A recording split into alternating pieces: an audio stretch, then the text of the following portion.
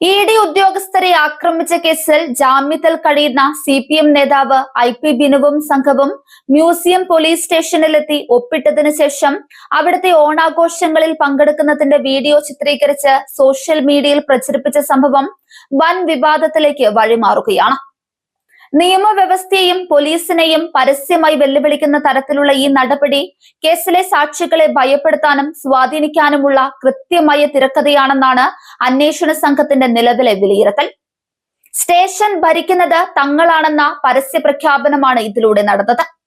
കോടതി ഉത്തരവ് പ്രകാരം സ്റ്റേഷൻ ഹൌസ് ഓഫീസർക്ക് മുൻപിലാണ് പ്രതികൾ കൃത്യമായി ഹാജരായി ഒപ്പിടേണ്ടത്. എന്നാൽ ഉത്തരവുകളെ കാറ്റിൽ പറത്തി ASIയുടെ മുന്നിലിരുന്ന് ഒപ്പിടുകയും അത് ക്യാമറയിൽ പകർത്തി സോഷ്യൽ മീഡിയയിൽ പ്രചരിപ്പിക്കുകയുമായിരുന്നു. CPMന്റെ തണലിൽ നിൽക്കുന്ന തങ്ങളെ തൊടാൻ ഒരു നിയമത്തിനും കഴിയില്ലെന്ന സന്ദേശമാണ് സാക്ഷികൾക്ക് ഇതിലൂടെ പ്രതികൾ നൽകിയത്. പോലീസ് ഉദ്യോഗസ്ഥരെ പോലും കളിപ്പാവകളാക്കുന്ന കാഴ്ച കണ്ട് സാക്ഷികൾ മൊഴി നൽകാൻ ഭയക്കുമെന്ന കണക്കുകൂട്ടലാണ് ഈ ഊഞ്ഞാലാട്ടത്തിന് പിന്നിലുള്ളത്. ഭരണമില്ലെങ്കിലും പോലീസിലുള്ള സ്വാധീനം ചർച്ചയാക്കാനാണ് ഇതെന്നാണ് ആരോപണം. കേന്ദ്ര അന്വേഷണ ഏജൻസിയായ ED ഉദ്യോഗസ്ഥരെ തടഞ്ഞു നിർത്തി ആക്രമിച്ച കേസ് രാജ്യശ്രദ്ധ നേടിയ ഒന്നാണ്. ആ കേസിലെ 16ാം പ്രതിയും CPM പാളയം ലോക്കൽ കമ്മിറ്റി സെക്രട്ടറിയുമാണ് IP ബിനു.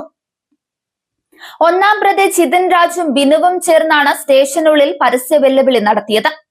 DYFIയുടെ സജീവ സംഘാടകനിൽ നിന്ന് CPMന്റെ തിരുവനന്തപുരത്തെ പ്രധാന മുഖങ്ങളിൽ ഒന്നായി മാറിയ ബിനുവിന് പോലീസ് സംവിധാനത്തിനുള്ള വഴിവിട്ട സ്വാധീനം പലപ്പോഴും ചർച്ചയായിട്ടുണ്ട്. സംഭവം വൻ വിവാദമായതോടെ മ്യൂസിയം SHO ഉൾപ്പെടെ 7 പോലീസ് ഉദ്യോഗസ്ഥരെയാണ് ക്രമസമാധാന ചുമതലയുള്ള ADGP അടിയന്തരമായി സ്ഥലം മാറ്റിയത്. CPM നേതാവിന്റെ സ്വാധീനത്തിന് പോലീസ് അടിയറവ് പറഞ്ഞ സംഭവത്തിൽ ആഭ്യന്തര വകുപ്പിനും നാണക്കേടുണ്ടായി. എന്നാൽ വെറുമൊരു സ്ഥലം മാറ്റം കൊണ്ട് വിവാദം തണിക്കില്ലെന്ന് ഉറപ്പായതോടെയാണ് പ്രതികളുടെ ജാമ്യം റദ്ദാക്കണമെന്നാവശ്യപ്പെട്ട് പോലീസ് കോടതിയെ സമീപിക്കാൻ നിർബന്ധിതരായത്.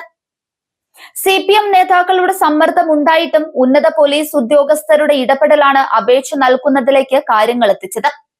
ഇതിന് പിന്നിൽ ആഭ്യന്തരമന്ത്രി രമേശ് ചെന്നിത്തലയുടെ ഇടപെടലും ഉണ്ടായിരുന്നു. പ്രതികൾ പകർത്തിയ വീഡിയോ ദൃശ്യങ്ങൾ തന്നെയാണ് പോലീസ് കോടതിയിൽ പ്രധാന തെളിവായി ഹാജരാക്കിയത്. ജാമ്യ വ്യവസ്ഥയിലെ ഏറ്റവും പ്രധാന ലംഘനമാണ് SHOയ്ക്ക് മുന്നിൽ ഒപ്പിട്ടില്ല എന്നതും പകരം കീഴുദ്യോഗസ്ഥന്റെ മുന്നിൽ ഒപ്പിട്ട് അത് ആഘോഷിച്ചു എന്നതും.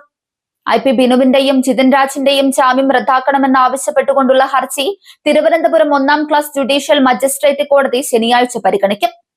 ഹർജിയിൽ കോടതി എടുക്കുന്ന നിലപാട് പ്രതികൾക്കും അവർക്ക് കുടപിടിച്ച പോലീസ് ഉദ്യോഗസ്ഥർക്കും ഒരുപോലെ നിർണായകമാകും.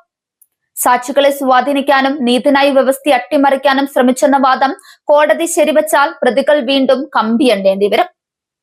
ഭരണതലത്തിൽ എന്ത് അനീതിയും കാട്ടാമെന്ന ധാർഷ്ട്യത്തിനേൽക്കുന്ന കനത്ത പ്രഹരമായിരിക്കും കോടതി വിധിയെന്നാണ് നിയമവിദഗ്ധർ ചൂണ്ടിക്കാട്ടുന്നത്.